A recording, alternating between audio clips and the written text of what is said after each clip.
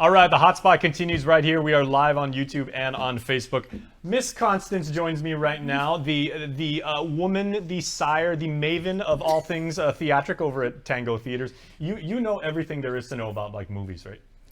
Pretty much. Pretty much. Pretty much. I like a woman with confidence and everything, but tell you what, of course, Halloween is coming up. Scary movies are the best. I love Halloween just because of the horror films. Yes. Okay. And I'm sure you guys have many. We're going to talk about like what scary movies you guys have showing. But first of all, competition is healthy here at KUM. We really believe that. So I am representing all old people, and Constance is going to represent, I'll try my best. the younger demographic, right? Okay, so we're going to count down our 5 best horror movies of all time, and I will start because, you got to defer to your elders.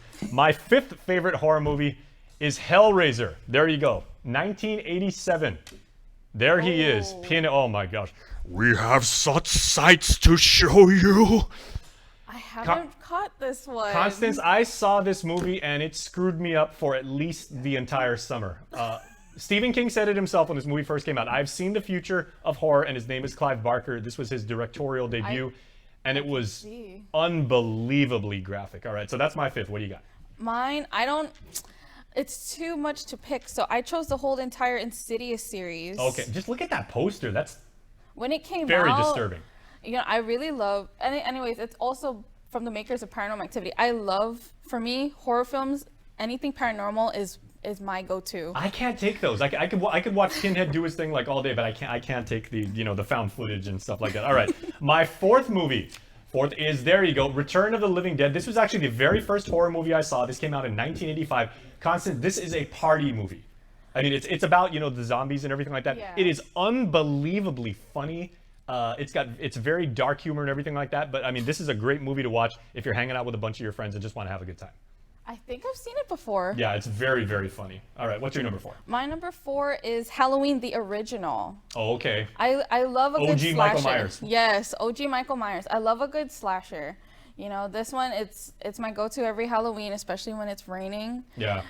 Turn on the AC, turn off all the lights. Scariest moment, and this movie came out when I was 4 years old in 1978. Remember, like when he dressed up like in the sheet with the glasses, and the girlfriend's like, "Come on, what are you waiting for?" He's like, I was like, oh man, that was, ugh.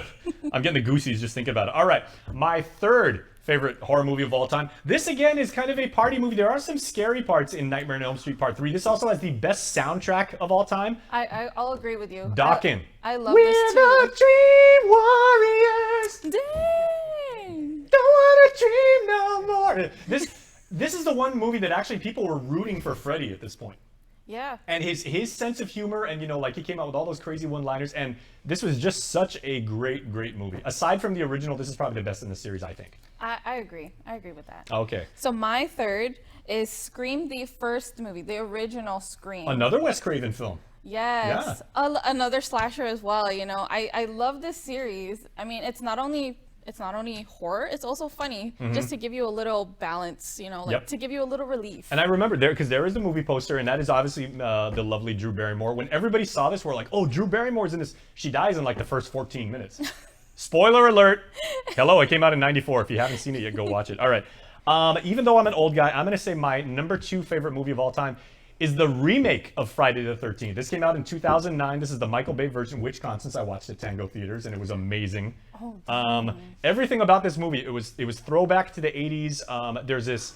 The movie has like 35 minutes of suspense and frights and scares and a kill, and then it starts the credit sequence. I mean, who does that anymore? Who does a cold open in a movie? Exactly. I love the Friday the 13th. Like, there's so many movies. I just love every one of them. And plus, when you have a lead character whose name is Jason, you can't go wrong. All right, so that's my number 2. What do you got? My number 2, of course, with Halloween is also gore. So I love Sinister.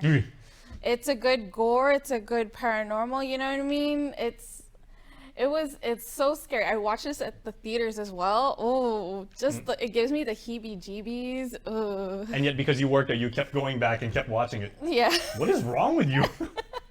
I love going into the theater, just hearing people scream. There you go. It's part of the movie experience. I mean, that's a little bizarre, but that's cool. I mean, that's marketing. All right. And speaking of bizarre, my number 1 favorite movie of all time is the 1974 Tobe Hooper classic, The Texas Chainsaw Massacre. Not a drop of blood is actually spilled on film, Everybody forgets that. Everything's in your mind's eye, and it makes it 10 times more macabre, more frightening. Ooh, Leatherface. But if you actually look at like a lot of the camera work in this movie, Constance, and everything like that, there was some really, really brilliant filmmaking in this. But this movie, you have to take a shower after this. He has a person's face on his face, right? Yes. Oh. Hence the name Leatherface, yeah. No. Okay, so that's my number one of all time. I could still watch this today and be absolutely blown away at just the production quality. What is your number one all time? My number one is the Conjuring series, the whole series. I love it. You know, just someone who can see ghosts and then even help people who are being haunted. Ugh. How can you stay in a house that's haunted? Yeah, you also like movie posters that are very, very disturbing. It's All these movie posters you're bringing up are like, I got the heebie-jeebies right now. Okay, so those are our lists, and obviously we both like movies a lot. Thank you for sharing. But you guys actually have some scary movies going on right now at Tango Theaters through Halloween, right? Yes, we do. So some of Tango's favorites, we have Smile, which is now playing. This one, a lot of them have seen it. I mean, you know, even though it's jump scares, it's still fun to be scared during the Halloween season. Have you seen the TikTok filter with the? Yes, I have. I made a TikTok of that. Yeah, that was super cool. I want to try doing that to our team to see who's gonna throw some popcorn. All right. And then up next we have The Invitation. Oh. Okay. We got The Invitation, and I've seen the trailer for this one, Constance, for Pray for the Devil. This is a really original story. The world's first female exorcist. Oh, I'm really excited for this one. Yeah, the first female exorcist. This one I'm really excited for this Halloween. You know, again, it's also paranormal. Exorcisms, what can go wrong? I'm detecting a theme there. Okay, Joseph, can you go back to The Invitation real quick, if you would, please? Because there you go. Thank you, sir. Okay, what is The Invitation about? I'm not familiar with this one. I know The Invitation this features Miss Sunday, Natalie Emmanuel from Game of Thrones.